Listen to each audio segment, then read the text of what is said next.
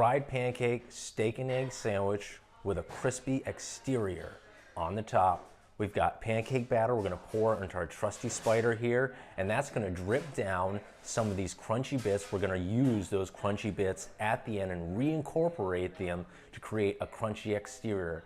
Now we're gonna hit this with an egg, salt and pepper, and now deep fry it. Submerge it in the oil to cook the egg just a little bit. We still want the egg nice and runny, but it's gonna create a nice effect, and those eggs are gonna bubble up. See the whites just bubbling up? It's a lot of fun here. We're gonna create a lot of texture, layers of flavor and layers of texture. That's why we're frying the egg here.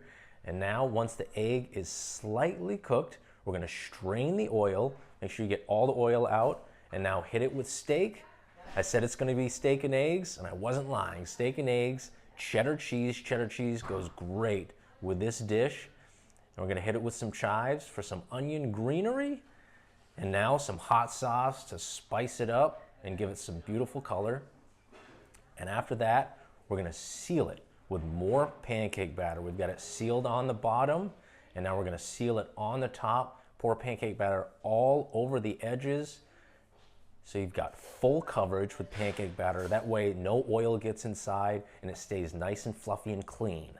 And now we're gonna fry it till it's nice and golden brown. Scrape the bits off of the bottom so it can release from our spider here. And like I said, we're gonna use those crunchy bits at the end to create our crunchy exterior right on the top. And once we've got the bottom scraped off, our fried pancake disc will just release nicely from our spider. And look at that texture.